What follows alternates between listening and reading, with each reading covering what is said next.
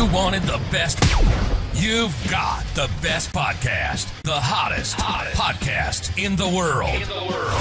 The Chris Voss Show, the preeminent podcast with guests so smart you may experience serious brain bleed. The CEOs, authors, thought leaders, visionaries, and motivators. Get ready. Strap yourself in. Keep your hands, arms, and legs inside the vehicle at all times, because you're about to go on a monster education roller coaster with your brain.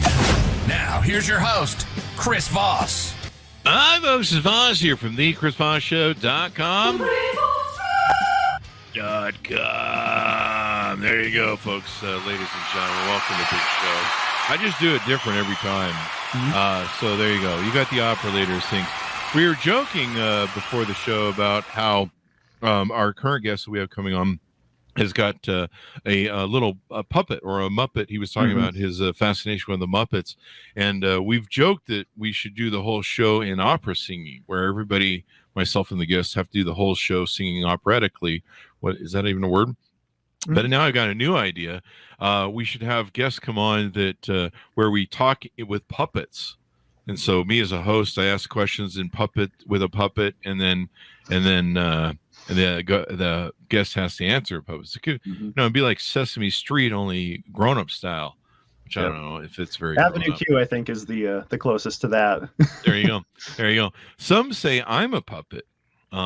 And so that may explain a few things, especially when my bum hurts. Anyway, we have an amazing gentleman on the show with us today. And as always, we're going to be talking about some amazing things that are going to open your minds, brighten your world, and make things better. Because if you've watched the news lately, it's not that great. So the beautiful part is we bring you great. We give you that special feeling of all the wonderful stuff that's out there. We're going to talk about storytelling, which is important for personal life and business, so you don't bore your family and friends like you do now. Folks, you out there, you know who you are. If you don't think you're the boring one, it's probably you. And how to bring your story to life. These are important for business and life, for telling brand stories as well. And maybe for how to entertain people and be better socially and all that stuff. And we're going to be talking to a wonderful gentleman about that. But before we get to him, we want to guilt and shame you, as always, twist the knife, and suggest that you refer the show to your family, friends, and relatives. Call them up right now.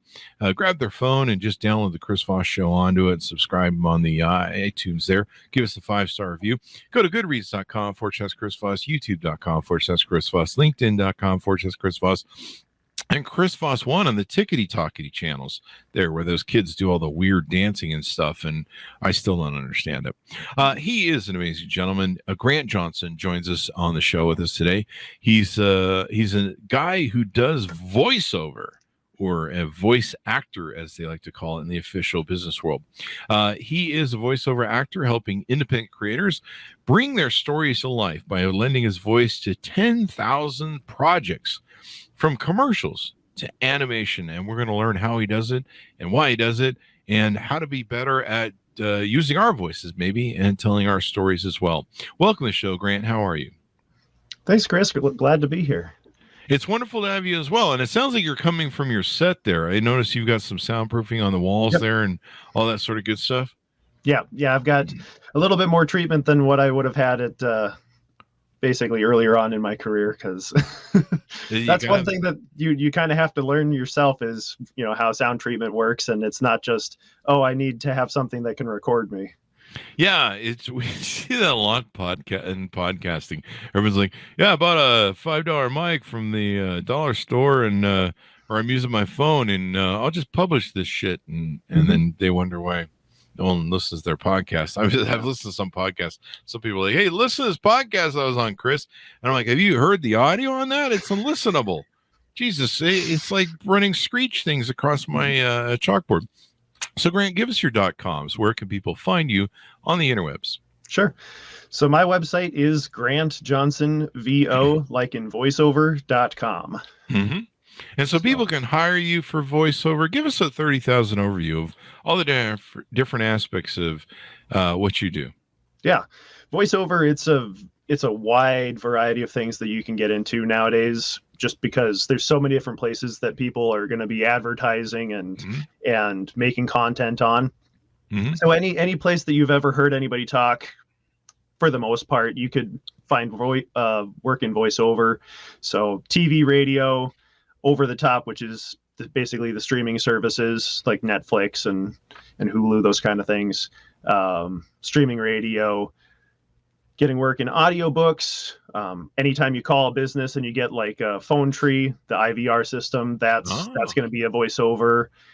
All sorts of things like that. Whenever you're watching somebody like who has a webinar or an e-learning module or all of that kind of stuff, that's all voiceover. So audiobooks, animated film, all voiceover.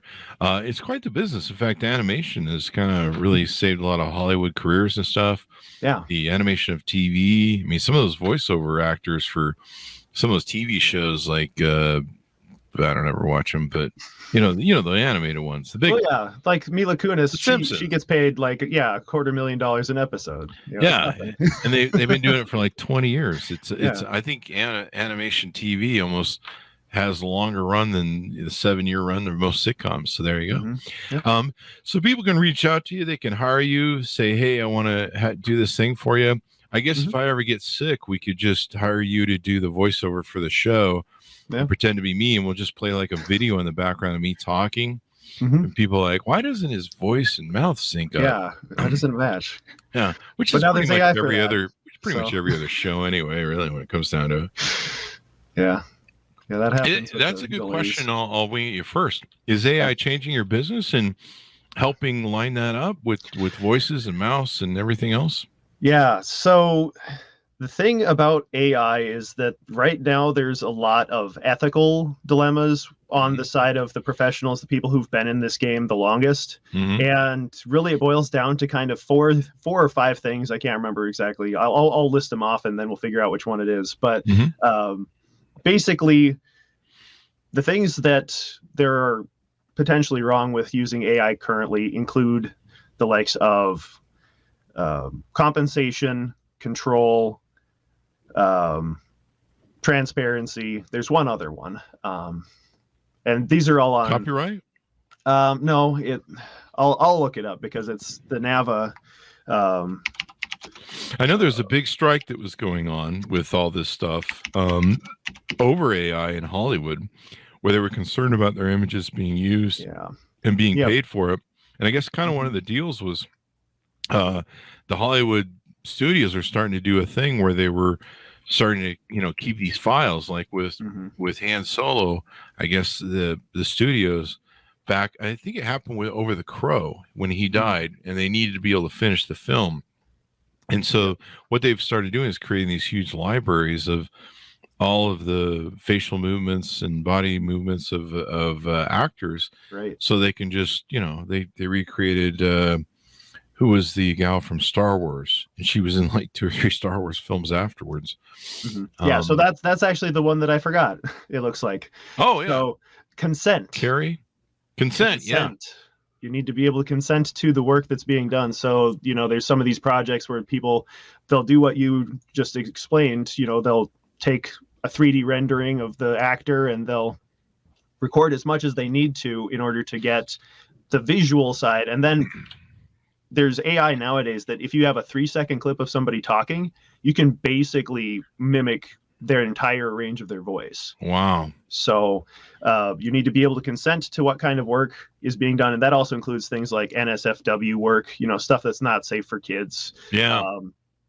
You need to be able to get compensated for the work you do. You need to have some level of control, which again, kind of ties in with the consent piece, and then transparency, making sure that all of the companies that are using AI to generate content are letting people know how they're arriving at it and whose voices are getting used in the composition and all of that stuff. There you go. And if you ever see the Chris Voss Show on, my head on a swivel on some OnlyFans channel, it's not me. Wink, wink. No, I'm just kidding. People, if you Google me and OnlyFans, like there's something wrong with you. Like seriously, no one wants to see that. Yeah. So Grant, tell us how you got into voiceovers. Tell us kind of your story and run through in life and what got you down this road. So ever since I was young, I was really connected with storytelling and different things, like, watching all sorts of media. I've watched pretty much, TV shows and movies ever since I can remember, really. And, since then it's been a matter of, getting introduced to the real world and people saying, hey, you should be thinking about a career. So when I was in whatever it was, junior high or high school, I decided, well, I really like cartoons and all of this stuff. And part of that is just, being able to make it. And we need people to do that. So that was kind of the first iteration of me being like, I want to do voiceover. So what does that look like? And back then, my understanding, because I didn't really have people around here who do it professionally for a living, so I had to do some of my own research. And back then the research was, oh, they've got theater degrees and programs at these colleges that I can apply to, so let's try getting into one of those and see if that teaches me anything about it. And from there I learned out how to act, but I didn't learn a lot of the intricacies of the voiceover industry. So it took me almost an entire decade after that to really continue to look into things, and for sort of the perfect storm to develop, where it was a marriage between, now the technology is at a point where everything works. There's a lot of opportunity online because everything needs voiceover. And me being in a position financially where I could say, hey, I'm going to get additional training specifically for voiceover and get a commercial demo put together and do all of those things that anybody who's in the voiceover industry would tell you should have done, as soon as you wanted to start getting agency placement or hired for work. So you want to be an actor? Was that maybe your first love? You're trying it first? Yeah. I think the first sort of exposure I had to voiceover was watching cartoons growing up. There'd be a Bugs Bunny commercial, or not commercial, but like a Bugs Bunny cartoon on. And I did the "What's Up, Doc" for my grandma, and she loved it. So kind of stuck. And, that's I think something that's been, ingrained in me since I was that old, is just sort of seeking approval and attention and doing it with funny voices. So I would imagine that acting probably, your education with acting probably helped with your voiceover, because it's kind of what you're doing. Like, I'll even see like those guys in the voice acting booth, like the Hollywood movie stars and stuff. And they're kind of, you can see they're kind of acting out the part in the thing. Yeah. Which I think probably comes through in the voice. Yeah, absolutely. The one that I always go back to, because it's probably my first actual memory of voiceover, was watching the opening scene to Mrs. Doubtfire, and you've got Robin Williams standing there in a recording booth, and he's reading the part for the bird and the cat, and the bird starts smoking a cigarette, and it was a commercial for, some cigarette company in the movie, and he's like, I can't do this. Can I? Well, there you go. And so that helped inspire you, huh? Mm-hmm. All right. Here, I thought it was the woman in the dress. No, I'm just kidding. And then as we mentioned before in the early part of the show, you've got a little puppet behind you, and so you've been always down this road. So you delve into being a voice actor and do all this stuff. What are some of the influences you've had, or people that you've looked up to, other than maybe Robin Williams? Yep. Robin Williams is a big one. Another one that I constantly mention is Jim Carrey, just for all of his zany antics and, the characters that he'd portray in shows. His voices too. Mm-hmm. Yeah. And then as far as strictly voiceovers, there's people that they run the gamut. I mean, anytime that you look up voice actors that have been working since the 90s, you've got the likes of Billy West, Jim Cummings, Rob Paulson, Debbie Derryberry, Jennifer Hale. There's all of these wonderful, wonderful actors that they've honed their craft, and they've been doing this so long that, you could probably look up and they've got, thousands of credits between all of the different shows and games and things of that nature that they've been a part of. And it's just, it's really inspiring. And I think that was one of the things that I took away the most growing up, is just, it's really it's really interesting to see these characters brought to life, with just a voice, because, when we think about it, a lot of communication is visual. So when we lose 80% of the message and that gets put in later, how do we still convey the crucial part that we need to be able to provide in order for the story to really come to light? There you go. So you talk about storytelling and why it's important, and that's part of what you have to do when you're using your voice, right? Is tell a visual story. Tell us about what that means and how to story tell the right way per your. Sure. So I think the best way for me to kind of go over this is to really boil it down to the basics. It's something that I learned from a book that's by an author called Christopher Booker, and this is the 7 basic plots. So I want to say that it took inspiration from an earlier book about 36 different dramatic situations by, I think his name's Carlo Gozzi, but he was back in, I think it was the 1800s or something. And then Mr. Booker writes this book and simplifies down to 7 plots. Obviously, it's not all encompassing, but there's enough overlap in the story that you can say, okay, this one follows this storyline for the most part.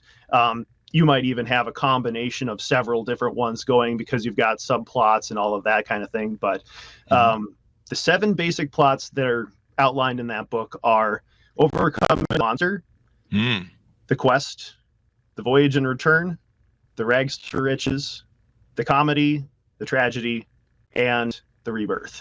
Well, that sounds like my life on Wednesdays on Taco Tuesday. Or wait, it didn't make any sense. That's a horrible joke, Chris. What the fuck?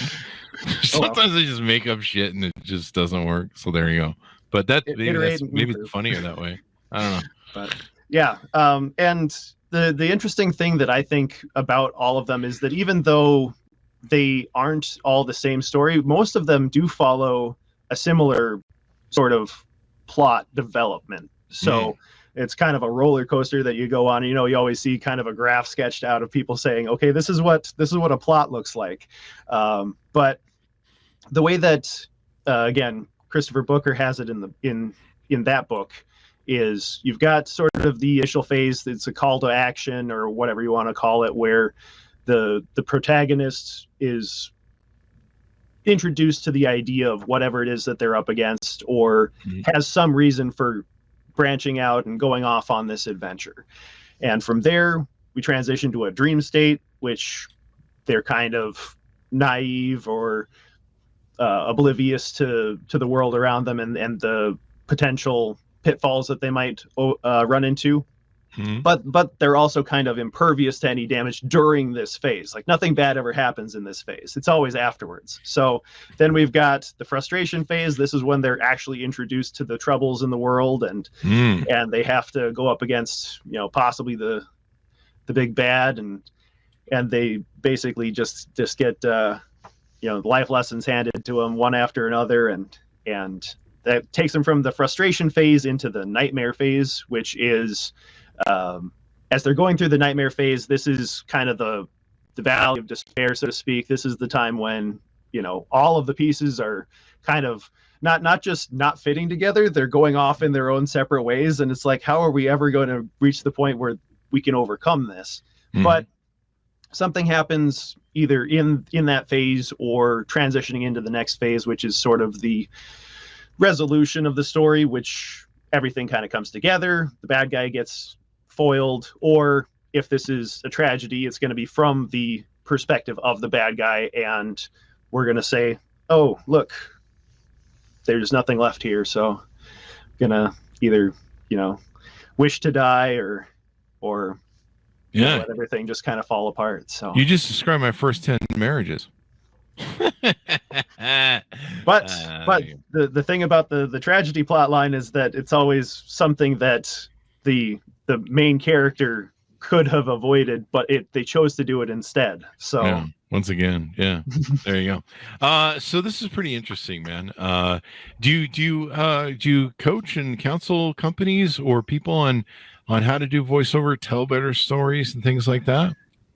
I'm certainly open to the idea. It's not something that I've done in the past, but like I said, it's something that's been with me my whole life, and something that I'm really, as you can tell, I'm very passionate about it. So, brands have to tell stories. Leaders have to tell stories.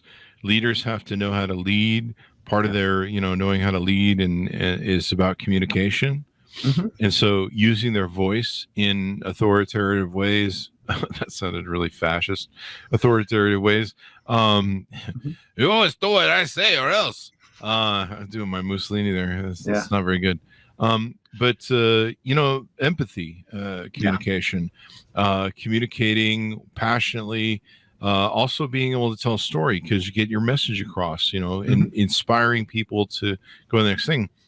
So there's a lot of this need in the business world, because I know some business people that are just like robots are like, we should do what everyone says and it will be fine. That Elon Musk could use a personality, that might be good. Something that doesn't involve lots of too much whatever sort of acid he's on. I forget what it's called. Yeah. Well, and the kind of interesting thing to me, if you think about it, most businesses were started for a reason, right? It wasn't just that people wanted to make money. It was that they wanted to make some sort of change in the world. And when you look at it from that lens and you say, okay, take me back to that moment. What was it that you found and you said, hey, this needs to change? Because that can kind of guide you into one of those 7 different plots and say, okay, I was maybe just trying to do something for money. And then let's say you're an insurance agent. You go and you try and sell an insurance policy, and they say, oh, let's think on it. And then, find out within the week that one of the, spouses passed, and now you have new motivation for doing a better job than you did before this happened. Well, that's a compelling story. And that falls into, again, kind of the Rebirth plot line, because that was something that it follows kind of the same plot of the tragedy, but you're not going to stop there. The story doesn't end. You've got the redemption arc, and that's what the Rebirth kind of takes you through, is the redemption arc of the story. Yeah. And so the stories are important, and knowing how to tell them, act them out. Using your voice is so important. I grew up an introvert, so I didn't talk much. I mostly watched people. And when you grew up like I did, you're watching all the people going, what the fuck is wrong with you? Then I had to become CEO of my companies. I had to communicate. I had to exploit. I don't know what I'm talking about. I'm just making up shit now. I had to tell stupid jokes like that one. But I had to communicate with my business partners, with my board of directors, with my investors, with my employees, with the vendors, people you do business with. There's pretty much, I became a big mouth. People always like, how did you get a fall on the podcast and let to talk? I've been a big mouth all my life, being a CEO. You don't really, you can't just sit in a corner and like, I'm not going to talk to anybody this week, even though I run this place. And so you have to jump into it, but using your voice in a way to inspire people, motivate them, educate them, tell stories is super important. And I'm always trying to get better at it. And it probably will always be something I'll try and improve. So I like what you talk about in this thing. How do you bring depth through sound design and using your voice to your visuals? What are some different maybe tips or tricks, or how can you talk about how, to replicate that? Yeah. So one of the things that I guess I've told other people about sound design is that when it comes to building sound design, you have to think about all of the different ways that not only we make sound, but also that people have used it in the past for their own messages. So a lot of media, you've got sort of the primary, the main actors. So they've got their voices, and that will generally be the main focus of whatever you're listening to. But then beyond that, you have to start adding in the layers, and that's some of the things that you're going to see there. You've got sound effects. So that's going to be, if there's supposed to be a tree, or if there's a door open and close, all of those things. There's going to be different effects that you can do to the sounds to get other things to kind of come out. So take, for instance, the T-Rex in Jurassic Park. When you listen to them talk about how they made that, it's a combination of things like redwood trees and an alligator and a lion and a baby elephant. And you just layer each of those sounds on top of each other and kind of adjust it a little bit, this way or that way, based off of, do you want certain frequencies to be brought out in this sound or possibly deadened so that you don't hear them? Do you want to make it sound like the source is going to be closer or farther away than it actually is? And there's ways that you can modify sound waves so that they have that kind of an effect. And then also sound, it's just vibrations, right? So when we talk, our vocal cords are vibrating, and then it sends out, waves in the air, and then the air that gets, translated through our ear into something that we can actually comprehend.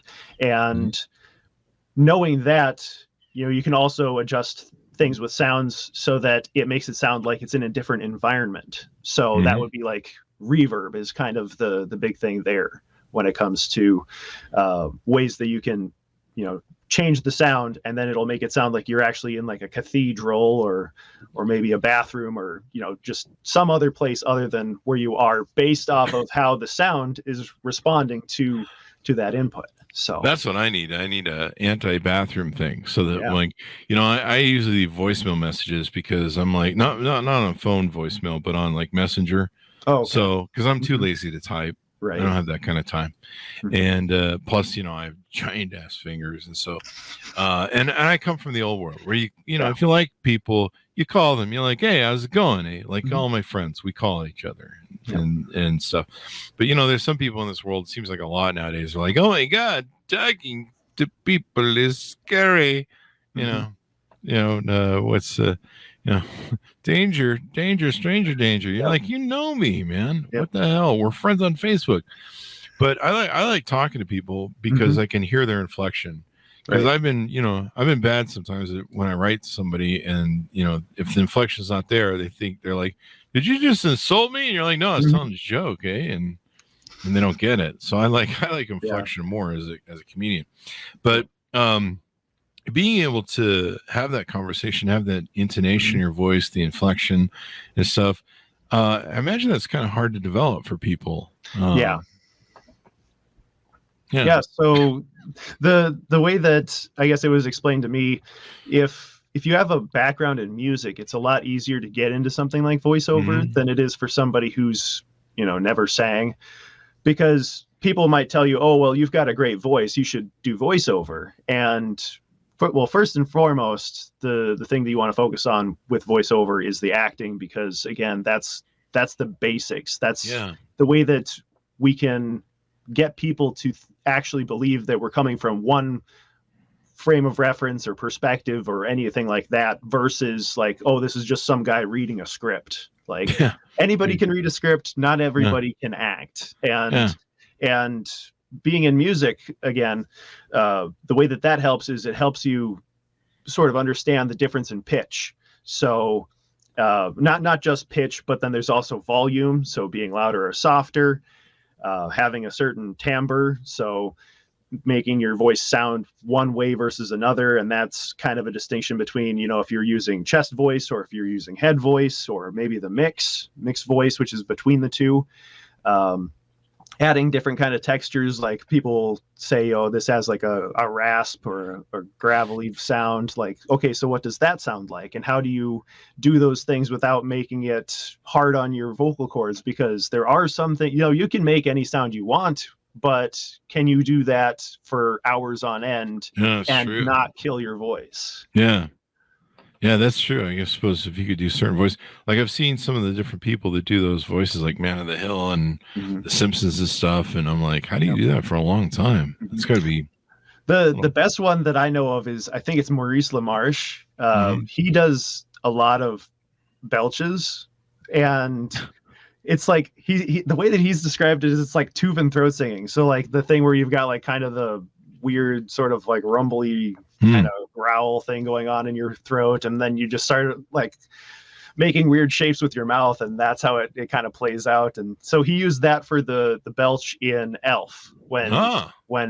Will Ferrell's at the dinner table and he takes that long belch after drinking soda or whatever it is. That was Maurice LaMarche. That is crazy, man. Mm-hmm. So do you do any impressions?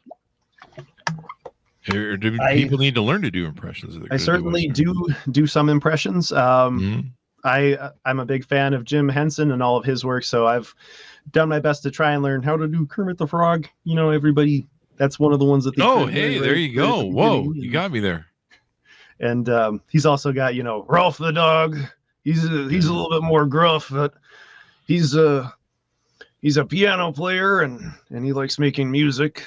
And then, you know, he's also got Cantus and the other ones, but yeah, a lot of the ones that Jim Henson does kind of sound like Rolf, but then you've got some sort of, you know, other texture or thing going on. That one is, I think, was that Jim or was that? I want to say that was Frank Oz. Was Cookie Monster? It might have been Frank Oz. Yeah, he was. But I might be conflating that with Animal. I know Animal was Frank Oz. Yeah, Animal. So. He was one of my favorite characters on the show. I don't know. He's crazy dude. So there you go.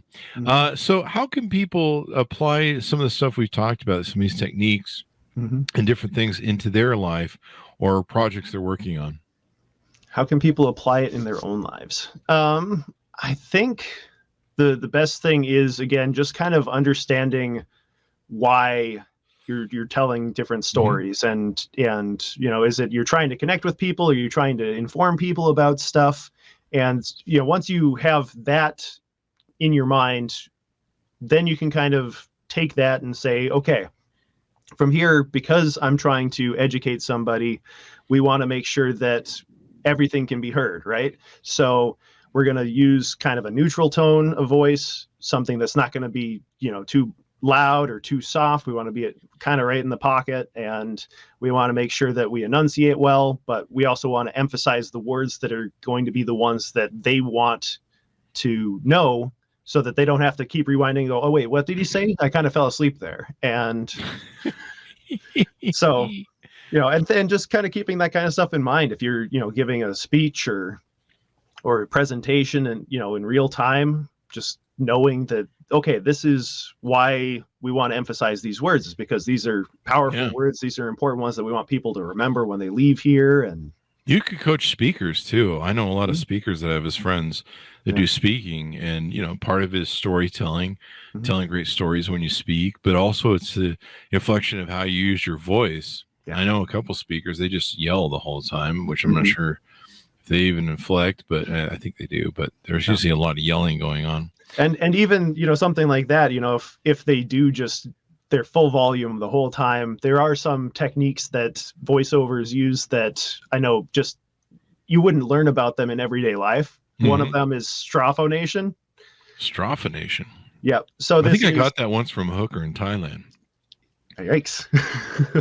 But it's a good callback joke. It's a way for you to kind of feel the back pressure, like when you're when you blow through a straw, the straw has some resistance, and what it does is it allows you to kind of feel how much force you need in order to get to a certain pitch or a certain volume. And it allows you to reproduce that sound a lot easier and a lot more reliably, and you don't kill your voice doing it. The back pressure. I don't even know if that's what it is. I'm just making up stuff. There you go. So there you go. You know, people can learn this stuff. You know, being engaged with people, being social, if you want to keep your spouse, your significant other, if you're dating, if you're just in business, you want, you know, your employees to think, or maybe your fellow workers think you're interesting, you know, maybe for better prospects of getting promotion. Maybe you want to be the CEO of your company someday. Communicating is everything. And then using your voice is even more important, because anytime that you can make it more animated, make it more three-dimensional, you know, you're going to stand out. And like you say, people are going to listen. They're not going to fall asleep on you. And it's so important. I remember years ago, one of my girlfriends, I would come home with all, you know, all the stories of the day and all the weird employee things that happened. You know, believe what Bob did today. And so I would, enthrall her with all the stories, and she would laugh. And then I'd be like, so what happened to your day? And she'd be like, nothing. And I'm like, you're a Delta flight attendant who goes all over the country. You meet hundreds of people. You're on 3 different flights. I mean, these days you definitely should have some stories, right? And I'm like, you got nothing? If she doesn't have the story, somebody else has it on TikTok now. That's probably true. Yeah. And so finally I got bored with her, because I'm just like, I told her at one point, I'm like, honey, I'm going to pay someone to kidnap you. I really want to do this, people. Don't call the authorities on me. I'm going to pay somebody to kidnap you and just kind of hold you for an hour and let you go. And just so that I can get a damn story out of you. Mm-hmm. And stories are we talk about this a lot on the show as a callback, but stories are the owner's manual of life. Collecting stories, telling stories. It's how we interact with each other. It's how we learn from each other. And so being able to tell a good story is good, but being able to use it with your voice, making things interesting and enlivening the story and giving it that, I don't know what the right word is, you may know better, giving that reality, that play out, if you will. Yeah. It's going back to what you said there. It's storytelling. When you boil it down, it's really just learning about yourself, learning about others, and learning about the world around you and how it works, and being able to relate to that stuff. Because if you can't relate to something, you're going to be a lot more skeptical or a lot more adverse to putting yourself out there and being like, oh, well, why should I do this? Because I don't know anything about it. It's all foreign to me. Yeah. And the more interesting you make, the less you have to worry about being the boring person, because no one likes the boring person. You're at a party with them and they start talking to you, and you're just like, I'm going to throw myself out of this window if this person keeps talking to me, which is basically how most of my dates go. So being interesting, having a great voice, having voiceover skills, learning to act, learning to animate. This is all great stuff. I mean, I can see you coaching so many different people on top of, your busy voiceover work.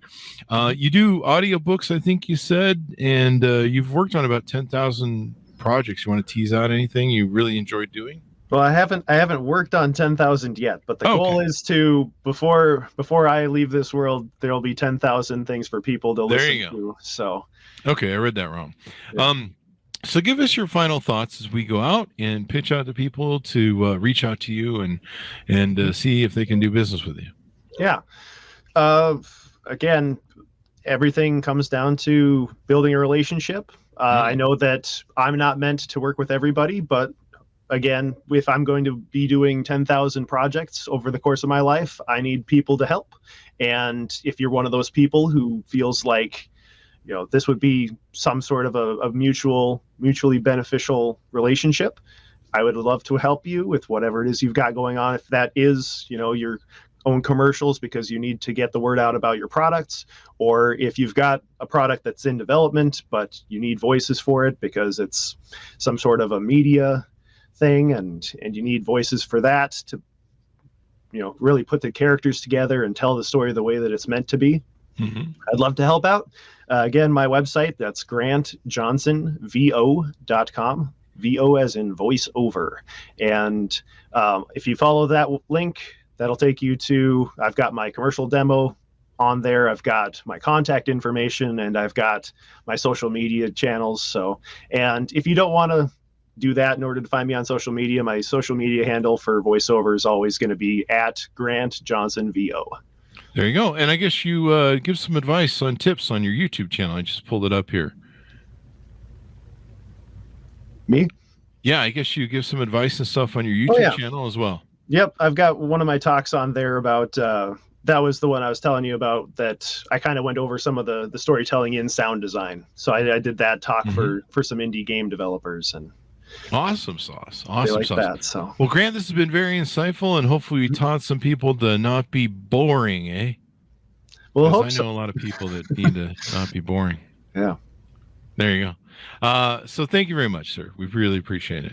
Thanks for having me on, Chris. There you go. And thanks to my audience for tuning in. We certainly appreciate it as well. Go to goodreads.com/Chris Voss, LinkedIn.com/Chris Voss, YouTube.com/Chris Voss, Chris Voss 1 on the tickety-tockety over there. Thanks to my audience for tuning in. Be good to each other. Stay safe and we'll see you guys next time.